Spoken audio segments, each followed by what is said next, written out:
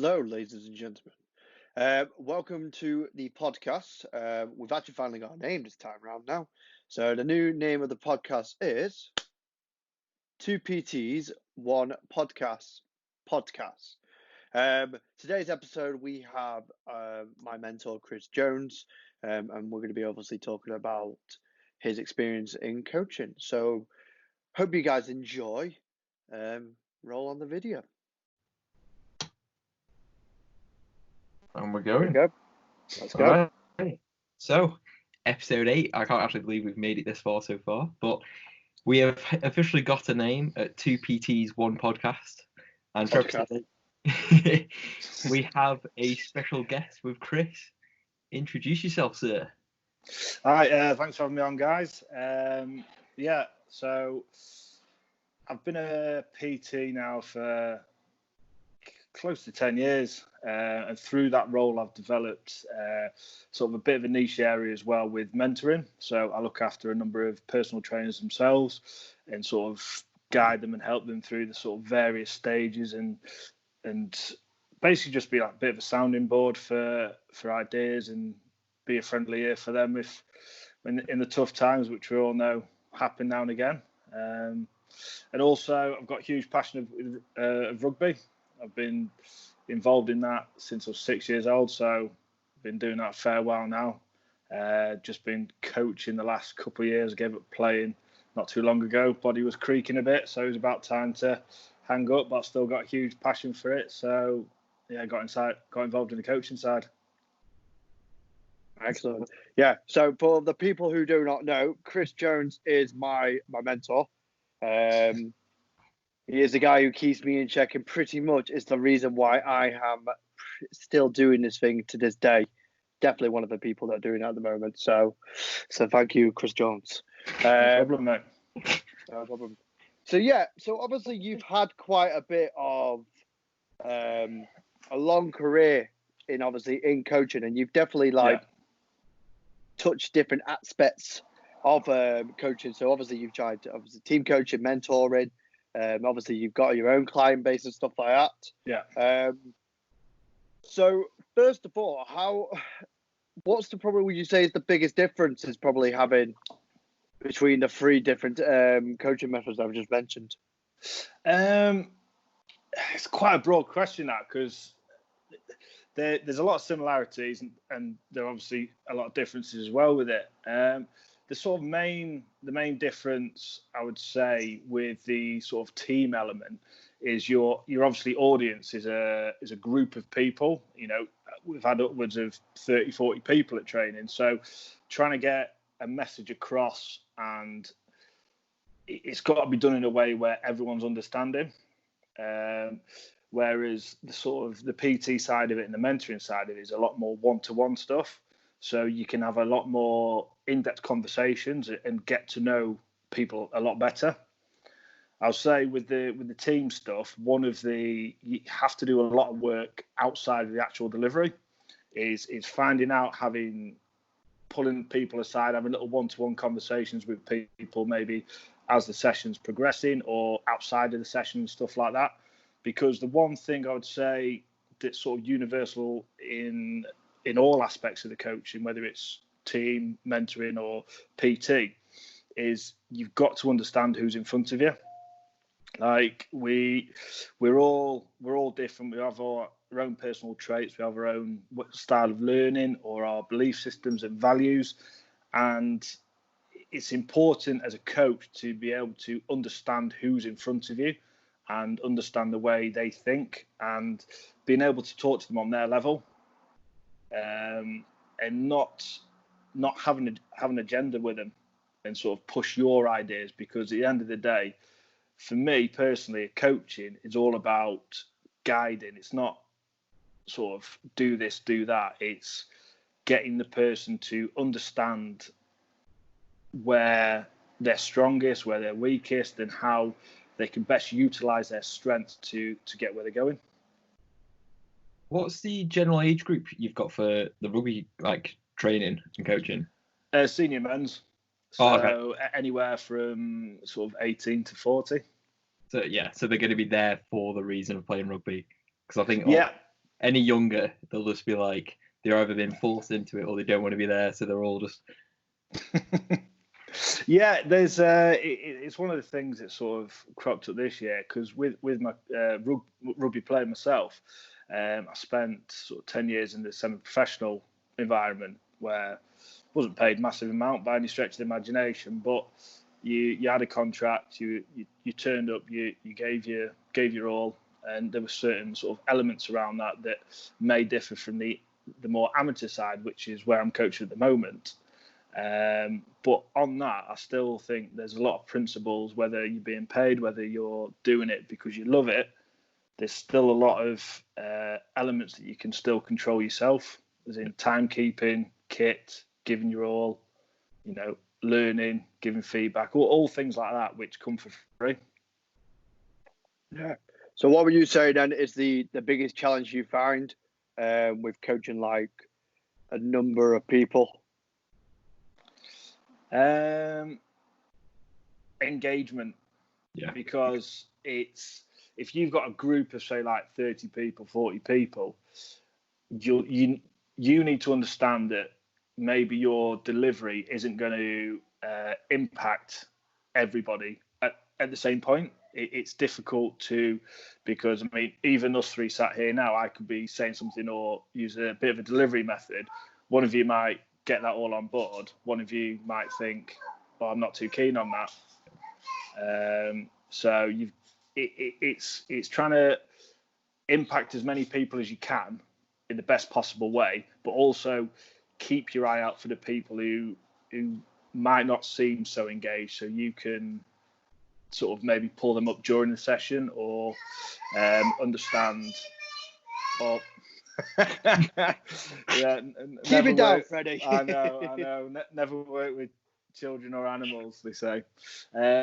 Yeah, so it's more like a lot of observation as well with the sort of group stuff, because you have to be looking in all directions and keep it brief.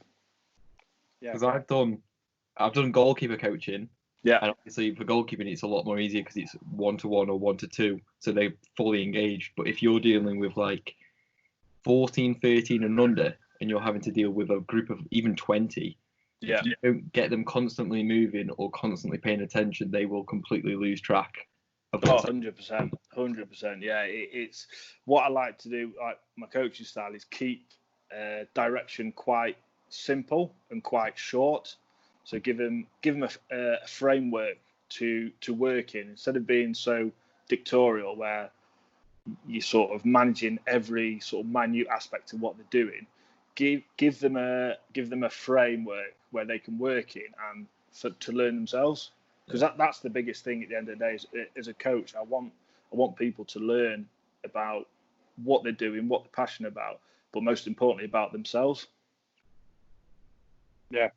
And I mean, that obviously massively ties into all the other areas as well. It's exactly like, I say, obviously your mentoring and your PTing as well. Like, do you,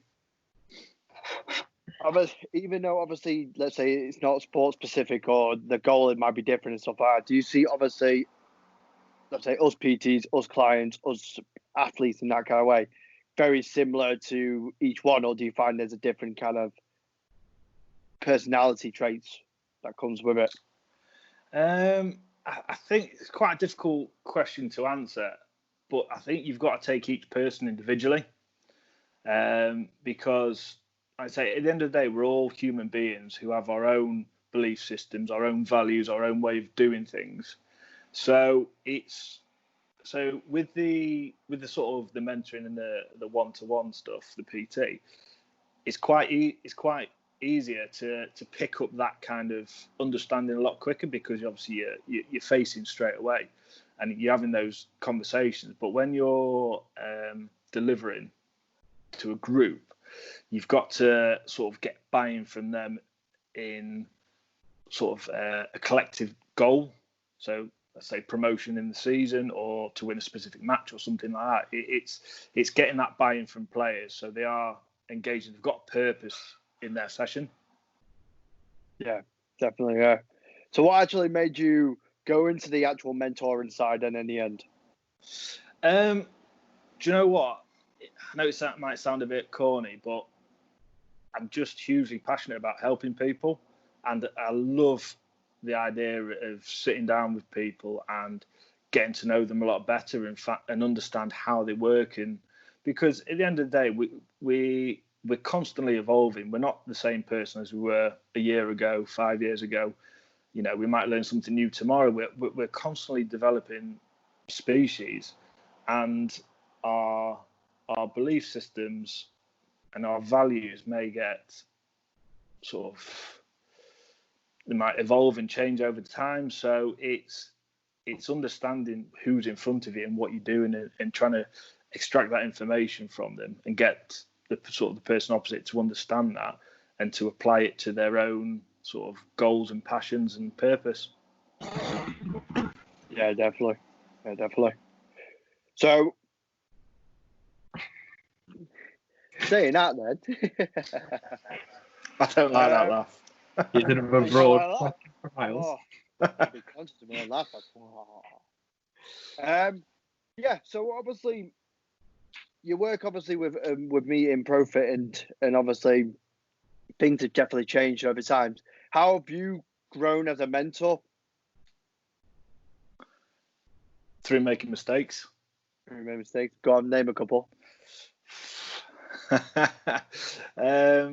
No names or anything like that, but there's definitely been times where I've sort of had pre-planned things in my head and thinking that was the right way to go about it, delivered it, and you look across the table or whoever's in front of you, and you just see a complete blank expression, or you can just see them going, I can't believe you just said that. And you sort of sat there thinking, oh, I've really messed this up now. Because especially with this sort of coaching side, there's a big trust element. So some things where people might divulge, they might not have told many people or told anybody. So if you sort of come in thinking, right, I've got this person nailed, and I can sort of fix this person or whatever, and you just sort of pile in and say the wrong thing, you can undo a lot of good work, which I have been sort of guilty of in the past. But like we all do, we learn from our mistakes and we evolve our delivery style, our coaching styles, and ways to understand people a lot better.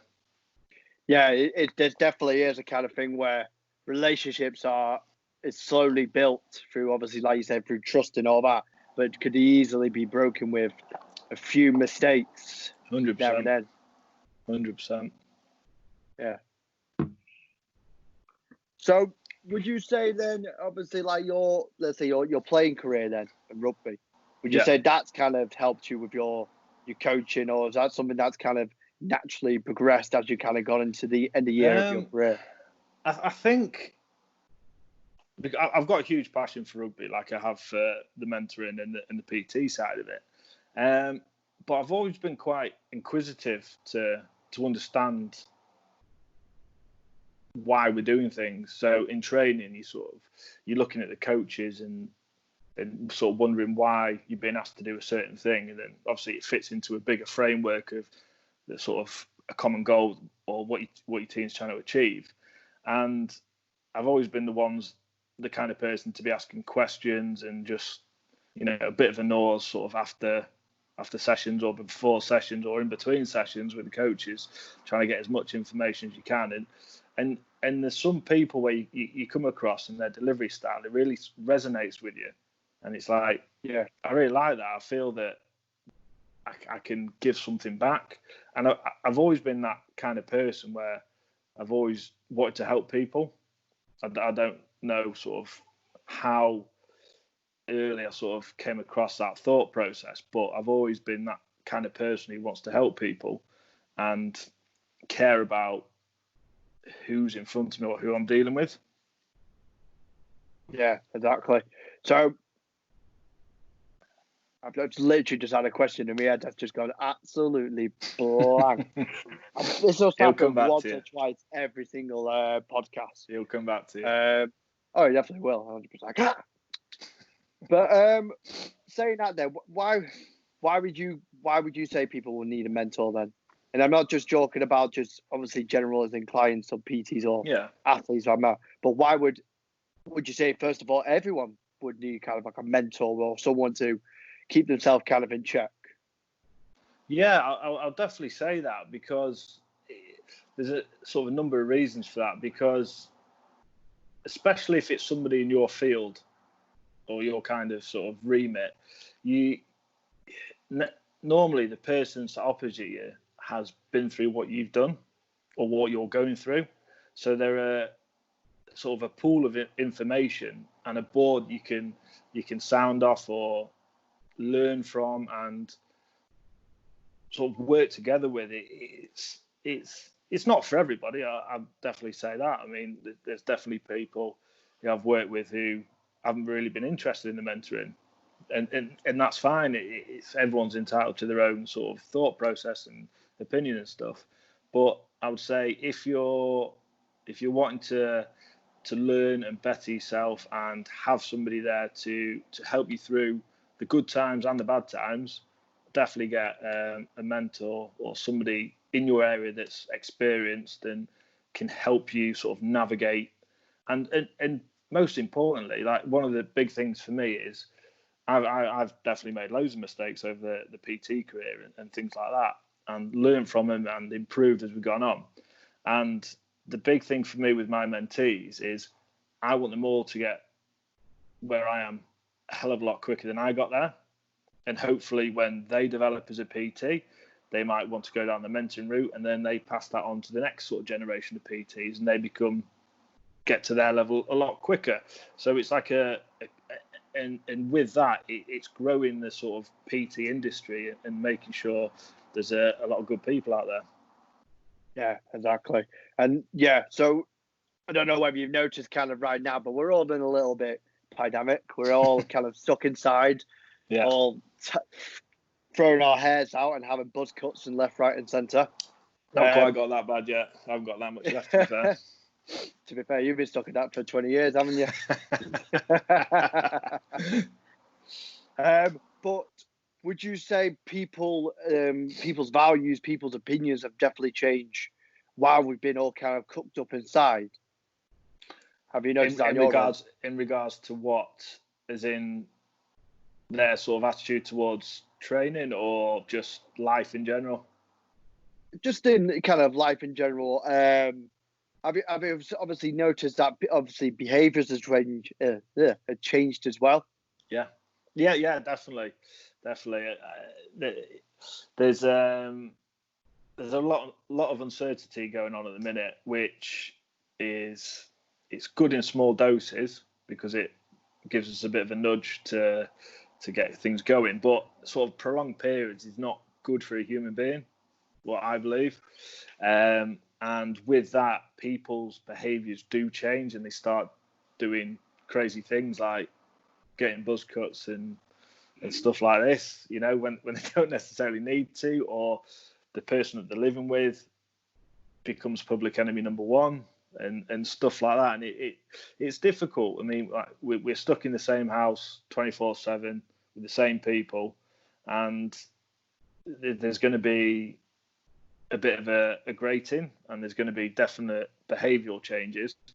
But what I would say with that is keep giving yourself some structure for each day, because idle hands and people with sort of not a lot to do can think up a lot of things to batter themselves with. But also, you know, having some structure today, some organisation and some purpose to what you're doing. Just because we're in this pandemic and we're on lockdown doesn't mean we can't improve ourselves or educate or, you know, keep in touch with people more regularly and stuff like that. Yeah, definitely. So what have you been doing yourself then to keep yourself busy? Well, definitely looking after my little boy. He keeps me on my toes 24/7, and so which has been, to be fair, it's been really nice spending a lot of time with family. Because sort of the way I work, it's only really Sundays I get a full day, so that's been dead nice. But also signed up for a couple of courses around sort of psychology and CBT, working on my business, sort of growing that, keeping contact with all my clients, all my mentees. So they're sort of structured sort of day to day. So there's a lot of work going on around there. Exercising, trying to get that in. I mean, to be fair, that's a bit more sort of free range, as in I don't have a set time for that, but I'll try and get something in most days. And apart from that sort of fills up quite a bit of time, to be honest. So no FIFA and COD then? Not quite. No, I was half tempted to buy an Xbox the other night, but I sort of didn't. It's a slippery slope. Yeah. So, I mean, you, Mike, have been pushing off staying on it every single night, haven't we? It's just like, gets to a certain time and I'm like, right, well, I've been to work, I've done my normal work. So it's like, do I want one? Yeah. Yeah, look, and I'm a big advocate of that. I mean, you see a lot of stuff like out there. It's like people like, you should be smashing it at all time and bang, bang, bang, bang, bang, going 24/7. But 99.9% of us, we need a bit of downtime. We need a bit of space. We need to do something for ourselves that puts a smile on our face, especially in times like this. And it's so important that you get that into your day as well. I mean, throw yourself into your work, utilize the time we've got at the minute, but 100% have a bit of downtime. Put your feet up, have a brew, have a beer, whatever you want to do, but don't sort of make it into a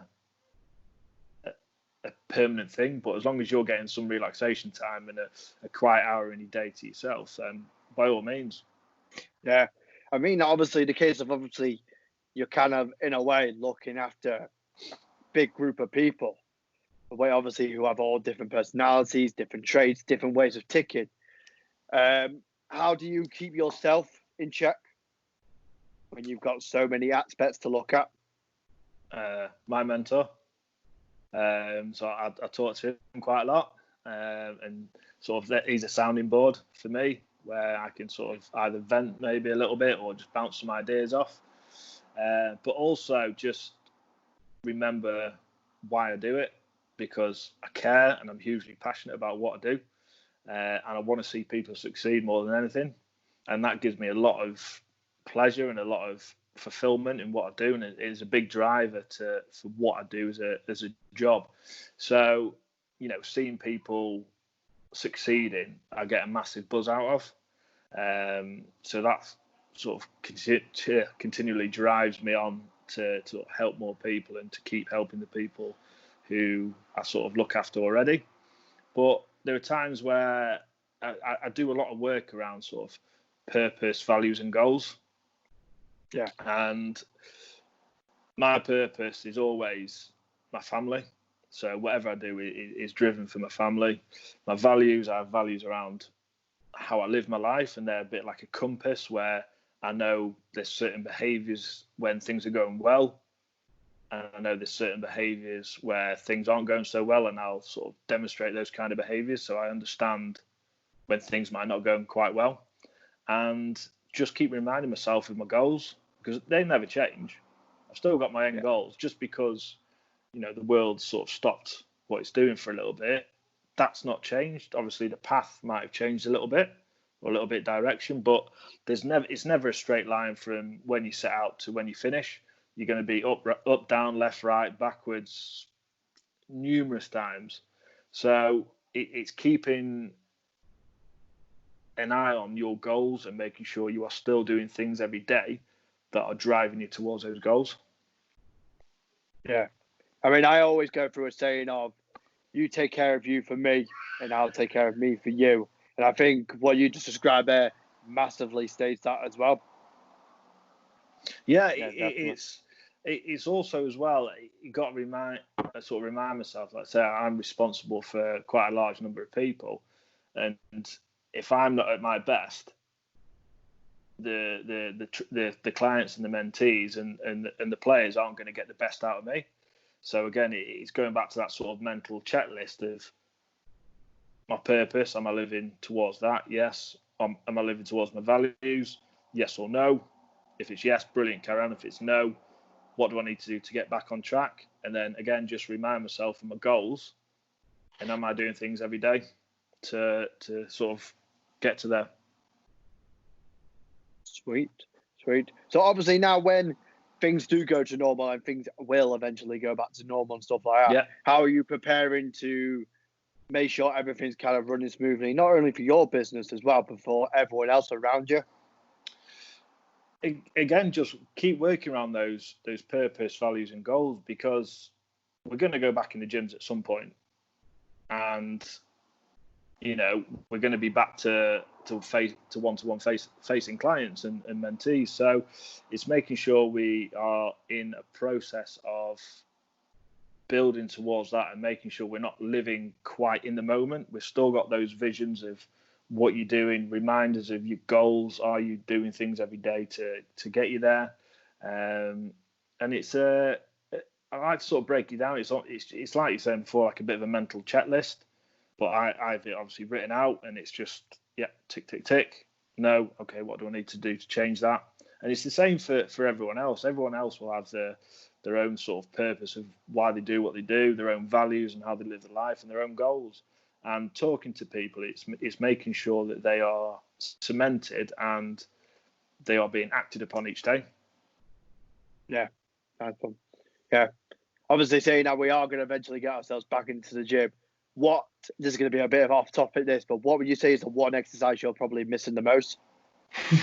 A lot of people say probably flat bench for me, but squats and deadlifts.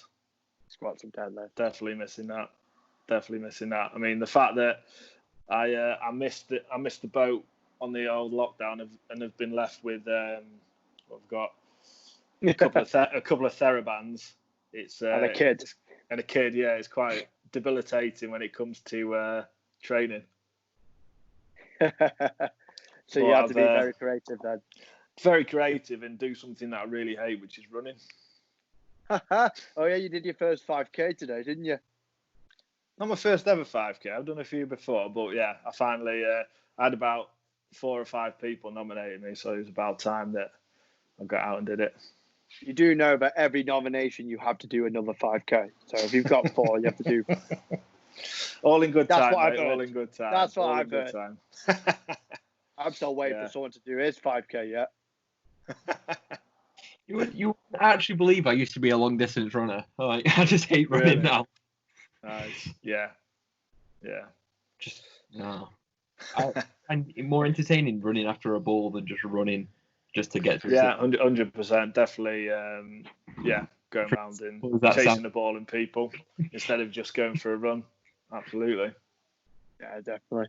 I mean, it's definitely not been the funnest, but it's something different, isn't it? You got to absolutely embrace it. Yeah, like I said, and just get comfortable with being uncomfortable. It's doing things like, okay, I don't really do that much running, but set yourself little targets, little goals, little challenges, and make it worthwhile. And going back to that sort of purpose things, like give yourself a bit of a purpose. Do something that you don't enjoy and get good at it. Yeah, definitely. Well, semi-good in, well, probably not even that in my case, but at least at least I can get out and do it.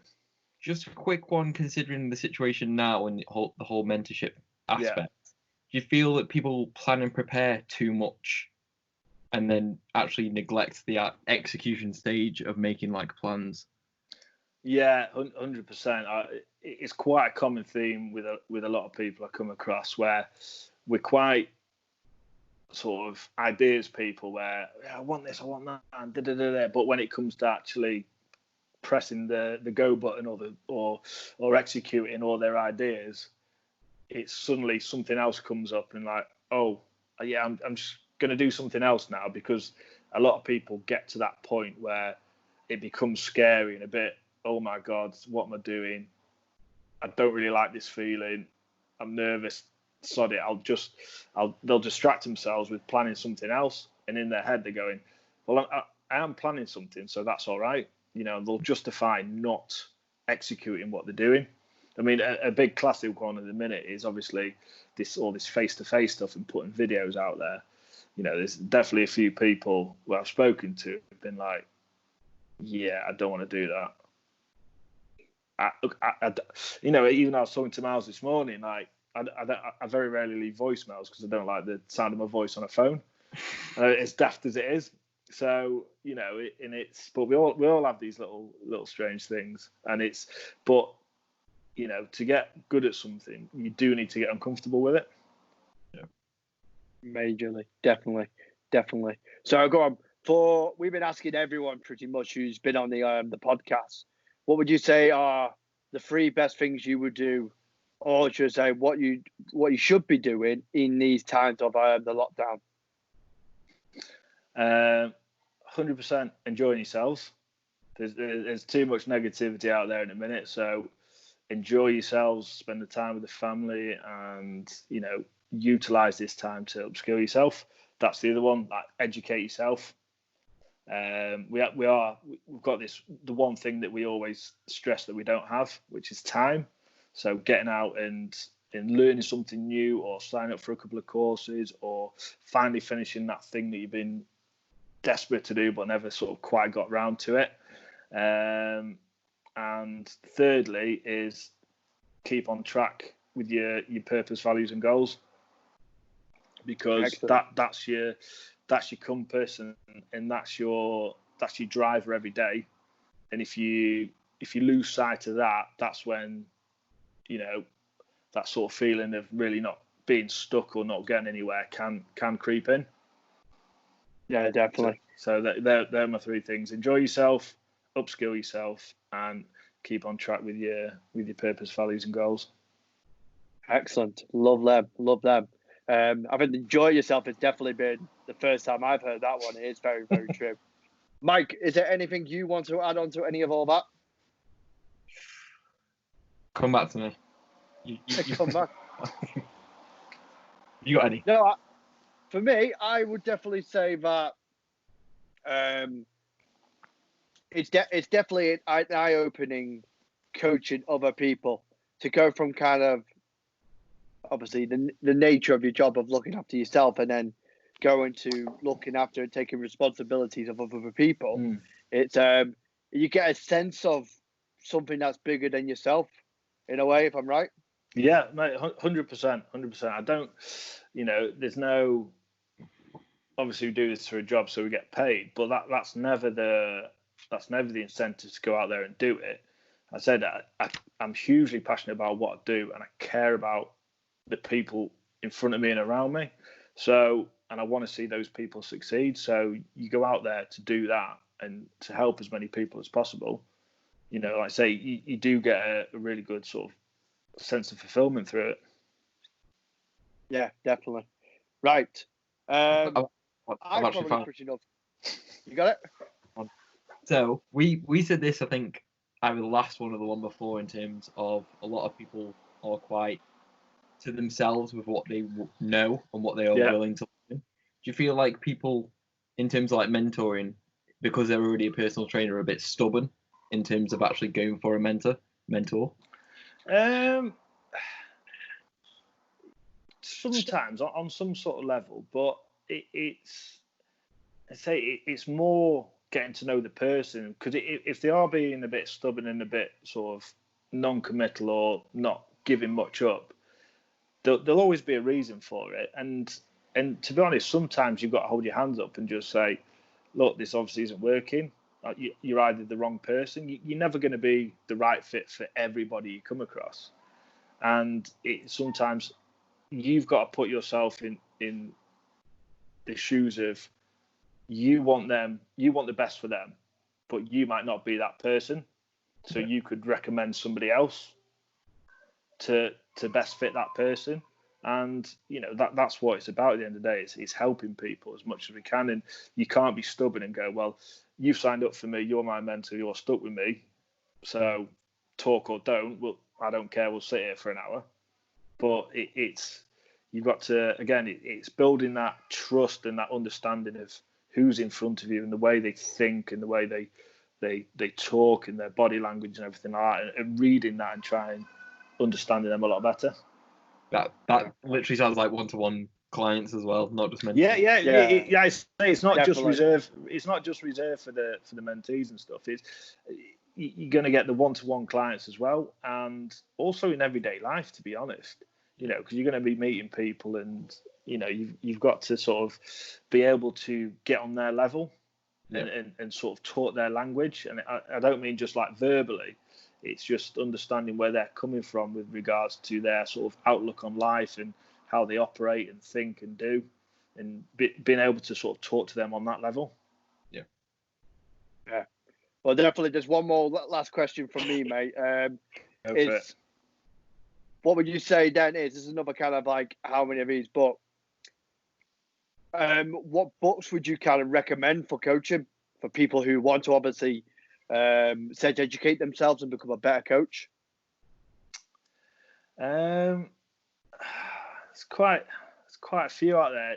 I would definitely say, look at the people who sort of resonate with you. So like for me, it's like people like Simon Sinek and people like that. Tony Robbins a little bit. They both produced sort of really good books there.